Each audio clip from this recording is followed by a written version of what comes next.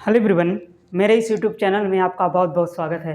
आज फिर आपके सामने नोटिफिकेशन लेकर आ चुका हूँ। जैसा कि आप जानते हैं, कोई भी नया नोटिफिकेशन आता है तो आपके सामने तुरंत लेकर मैं हाजिर हो जाता हूँ। आज जो हमारे सामने नोटिफिकेशन ये वैकेंसी का आया हुआ है, ये दामोदर वैली कॉरपोरेशन ये लिमिटेड है, इसके थ्रू ये नोटिफिकेशन निकाला गया है। कई लोगों को जो है कन्फ्यूज एक ही पॉइंट इसमें लगता था कि ये परमानेंट जॉब होगी या संविदा बेस पे होगी या कॉन्ट्रैक्ट बेस पे इसको रखा जाएगा। लेकिन मैं आपको एक बात पे क्लियर कर दूं कि ये जो वैकेंसी आई हुई है ये परमानेंट आपकी जॉब है, ठीक है। इसमें बेसिकली जो इंजीनियर लेवल के वर्कर्स होते हैं, हाई लेवल वर्कर्स होते हैं, ये डिपार्टमेंट में जाते हैं। साथ में इसमें परमानेंट जॉब आपको दी जाती है, ठीक है। तो ये आपको क्लियर हो गया कि ये जो है परमानेंट जॉब है, ये आपका जो है संविदा बेस ऐसा कुछ जॉब नहीं है, ठीक है। तो चलिए इसके बारे में बात करते हैं। ये जॉब कब से अप्लाई होगी और किस प्रकार से हम अप्लाई कर पाएंगे और कब इसकी लास्ट डेट होने वाली है, अप्लाई डेट कब से है, सिलेक्शन प्रोसेस क्या है, एज लिमिट क्या है, सब कुछ पूरा इस वीडियो में आप लास्ट तक बने रहना। सब कुछ इसी वीडियो में क्लियर कर दूंगा, ठीक है।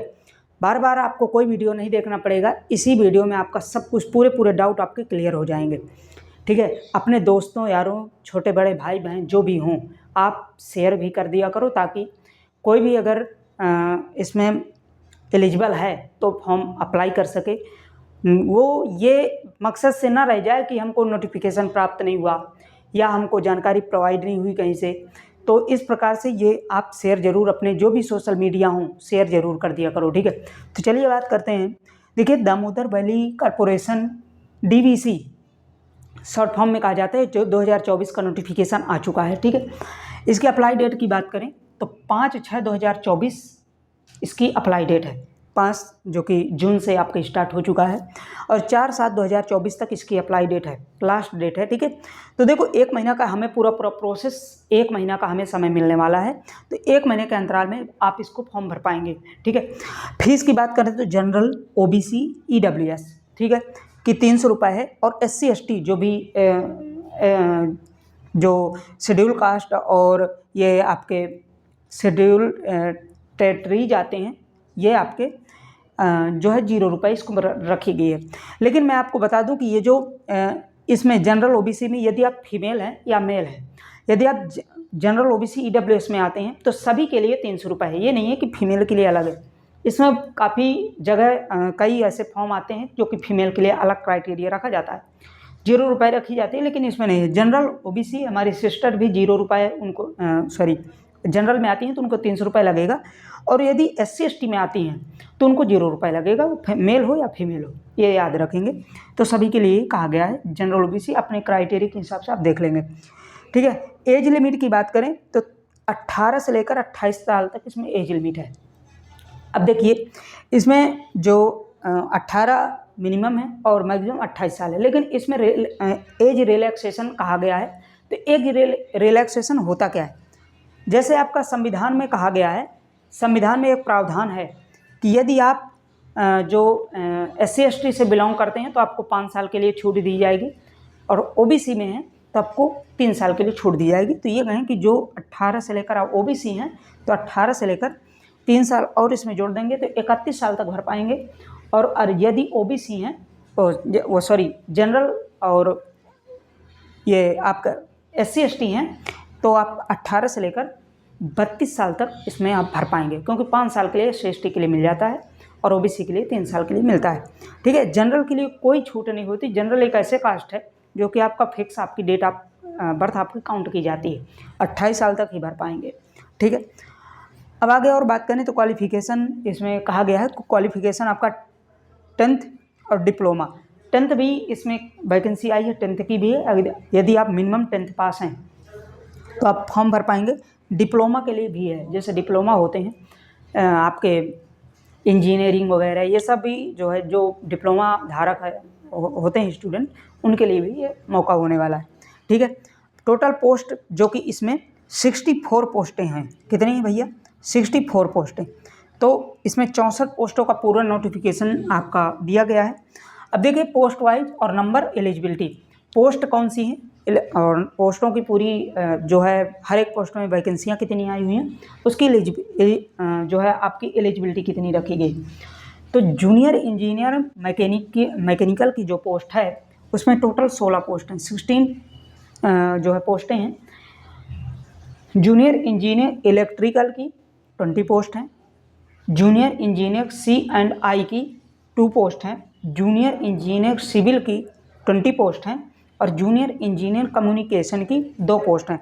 अब सभी के देखो ये जो 1, 2, 3, 4 और ये 5, ये जो 5 जॉब है, 5 जॉब जो ये आपका जो है सीरियल्स दिया है, इनके लिए सबका एक ही आपकी एलिजिबिलिटी रखी गई, योग्यता रखी गई। क्या है?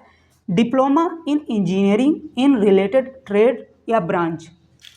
ये कहें कि जो इनसे रिलेटेड ट्रेड्स होंगे, जैसे मान लीजिए मैकेनिक है, आपका मैकेनिकल में आप डालते हैं तो आपका डिप्लोमा इंजीनियरिंग होना चाहिए और किससे आपका इंजीनियर होने, किस सब्जेक्ट से होना चाहिए या किस ट्रेड से होना चाहिए, तो आपका मैकेनिकल से आपका इंजीनियरिंग होना चाहिए। ये नहीं कि आप इंजीनियर भर रहे हैं और आप इलेक्ट्रीशियन से आप इंजीनियरिंग किए हुए हैं तो प्रॉब्लम हो जाएगी। ठीक है, तो वही आपका ट्रेड से चाहिए, ब्रांच चाहिए।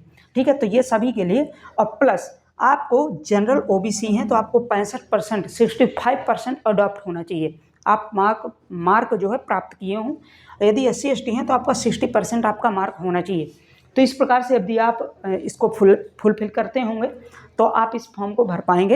ये सभी के लिए अलग अलग ट्रेड्स हैं। जैसे मान लीजिए सिविल के लिए है तो सिविल से आपका इंजीनियरिंग होना चाहिए, कम्युनिकेशन से है तो कम्युनिकेशन से आपका होना चाहिए। इस प्रकार से ये ट्रेड वाइज इसमें दिया गया है। ठीक है, आगे और बात करें तो देखो माइन सर्वायर के लिए आपका 4 पोस्टें हैं। ठीक है, अब ये अब आगे वैकेंसी एक आती है माइन सर्वायर की। तो देखो ये माइन सर्वायर जो है इसमें 4 पोस्टें हैं, केवल ओनली 4 पोस्टें हैं। ठीक है, और इसमें एलिजिबिलिटी जो मांगा गया है 10th पास है। 10th पास है, लेकिन इसमें भी क्राइटेरिया आपको रखा गया है 10th पास में। जनरल के लिए जनरल और OBC और EWS के लिए 65% होना चाहिए, SC/ST के लिए 60% होना चाहिए। ये आपको फुलफिल आपको करना पड़ेगा ये कंडीशन। अगर आप 10th पास हैं तो जनरल OBC 65% और SC/ST के लिए 60%। यदि इससे कम है तो आप इसमें फॉर्म मत भरिएगा, इसमें आप जो है अनएलिजिबल माने जाएंगे। ठीक है, अब ये आप देखिए प्रोसेस तो सब कुछ आप जान ही चुके हैं कि इसमें क्या एलिजिबिलिटी चाहिए, किसमें क्या, और जो है आपका एज लिमिट क्या होने वाली है और ये आपकी फ़ीस क्या है, ये सब कुछ आप जान चुके हैं। ठीक है, अभी इसमें बात आती है कि जब आप फॉर्म भरेंगे तो आपका ये जो फॉर्म फिलअप हो जाएगा, सिलेक्शन कैसे होगा। तो देखो जो सिलेक्शन इसमें दिया गया है, जो अभी नोटिफिकेशन में CBT 1 होगा, कंप्यूटर बेस्ड टेस्ट होगा, एक ही टेस्ट होगा, एक ही पेपर होगा। इसके बाद डायरेक्ट आपका डॉक्यूमेंट वेरिफिकेशन होगा और डॉक्यूमेंट वेरिफिकेशन के बाद इसके बाद आपका डायरेक्ट फाइनल मेरिट आपकी तैयार की जाएगी। तो ये कहें कि जो है आपका ये जो सिलेक्शन प्रोसेस है एक ही पेपर में होने वाला है। इसके बाद डॉक्यूमेंट, ये बहुत अच्छी जॉब होती है। तो इसमें आप यदि आप एलिजिबल हैं तो ज़रूर आप फॉर्म भर देंगे। ठीक है, अब देखिए सब कुछ भरने के बाद यहाँ पे बात आती है जनरल OBC EWS के लिए और SC/ST के लिए। ये कैसे पता चलेगा? तो देखिए एक बनता है आपका कास्ट सर्टिफिकेट। इसमें बहुत से लोगों का एक कन्फ्यूज जो है पॉइंट जो रहता है, इसमें स्टेट का लगाएं या सेंट्रल का। तो देखो ये है सेंट्रल की जॉब, तो आप इसको सेंट्रल का जो कास्ट सर्टिफिकेट बनवाएंगे या आप बना होगा तो आप सेंट्रल का जरूर लगाएंगे। लेकिन आप ये मान के चलेंगे कि अभी फ़िलहाल का ही बना हो, 6 महीने के अंतराल का अभी लगभग बना हो या 1 साल का, ज़्यादा पुराना नहीं होना चाहिए। क्योंकि डिजिटल जो अभी बन रहे हैं, जो आप देख रहे हैं caste certificate, domicile certificate, income certificate, ये तीनों जो है जब भी बनवाते हैं तो आपका डिजिटल बनते हैं। तो कास्ट सर्टिफिकेट इसमें लगाएंगे, SC/ST वाले आपका सेंट्रल का लगाएंगे, OBC EWS वाले सेंट्रल का लगाएंगे, जनरल का कोई कास्ट सर्टिफिकेट नहीं लगता। यदि आप कास्ट सर्टिफिकेट नहीं लगाते हैं, सौभाग्य, ठीक है, ये तो आपका दुर्भाग्य मान लीजिए, सौभाग्य मान लो, तो आप जनरल में फाइट करेंगे। फिर आपका मानना नहीं होगा कि आप जनरल हैं कि OBC हैं और SC/ST हैं। ठीक है, तो इस प्रकार से ये आप याद रखेंगे। बाकी इसमें कोई भी डाउट हो, अब एक बात और रह जाती है जो कि सभी के मन में होता है कि इसमें सिलेबस में पूछा क्या क्या जाएगा। तो देखो, जो इसमें आपके जेई वगैरह की तैयारी करते हैं, जेई में जो सिलेबस है वो आप जूनियर इंजीनियर इलेक्ट्रिकल मैकेनिकल और ये आपका सिविल और कम्युनिकेशन, ये सभी जो जूनियर इंजीनियरिंग वाले हैं, आप जेई के जो प्रिपरेशन है उसके थ्रू आप कर सकते हैं, उसकी आप बुक ले लीजिएगा। बाकी ये जो आपका माइन सर्वायर है, 4 पोस्टें हैं ओनली, इसमें आप जो नॉर्मल आप वन डे एग्जाम करते हैं, एसएससी, बैंकिंग, रेलवे, जो आप पढ़ते हैं सिर्फ यही पढ़िएगा, इससे ये क्वेश्चन पूछे जाते हैं। ये मैं आपको क्लियर कर दूं, लेकिन आप क्वेश्चन कितने कितने आएंगे ये मैं आपका सेपरेट एक वीडियो लेकर आऊँगा, उसमें आपको समझाऊँगा हर एक के क्या क्या टॉपिक होंगे, कैसा क्या सिलेबस होगा, कितने घंटे का होगा, ठीक है। तो इस प्रकार से मैं एक वीडियो लेकर आऊँगा, ये आपको मैं डाउट आपका क्लियर कर दूँ। बहुत से ऐसे अभी क्वेश्चन करते हैं कि इसमें कितने मिनट का होगा, क्या होगा, कैसे होगा, तो ये मैं आपको डाउट क्लियर कर दिया। लेकिन पीछे का अगर मैं बेस से जाऊँ, पीछे जो सिलेबस इसमें दिया गया था उसमें था मैथ, रीजनिंग, जीएस और इंग्लिश, ठीक है। और एक दिया था जो इंजीनियरिंग वाले के लिए, इंजीनियर जो ट्रेड से होंगे उनके लिए स्पेशल ट्रेड वाइज जो ट्रेड एक पेपर होगा, जैसे मान लीजिए ये मैकेनिकल का है तो मैकेनिकल के भी क्वेश्चन उसमें दिया था, ठीक है। तो इस प्रकार से ये ट्रेड वाइज भी दे देता है और ये नॉर्मल जो है जो हम पढ़ते हैं वही सिलेबस होता है। तो और बाकी कोई भी डाउट हो, कोई भी इसमें आपको पूछना हो तो आप पूछ सकते हैं, ठीक। देखिए, इसमें जब आप फॉर्म भरते हैं तो जैसे मान लीजिए अभी कोई गर्ल्स होती हैं, हमारी सिस्टर हैं, उनके मान लीजिए मैरिड हो गई, शादी हो गई, तो वो अपना कास्ट जो सर्टिफिकेट लगाएंगे वो पिता के यहाँ के लगता है, अपने पति के यहाँ का कभी नहीं लगता। ये डॉक्यूमेंट पिता के यहाँ का लगता है, ठीक है।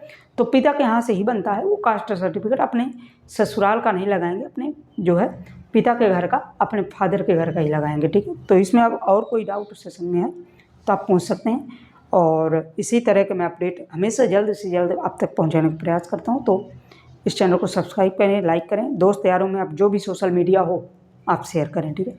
चलिए मिलते हैं नेक्स्ट अपडेट के साथ। तो इस प्रकार से बुजुर्गों का अपना सम्मान करें, बच्चों को प्यार दें, छोटों को हमेशा सम्मान करें। आप ऐसे ही वीडियो देखते रहें। Okay, thank you so much. Okay, bye bye.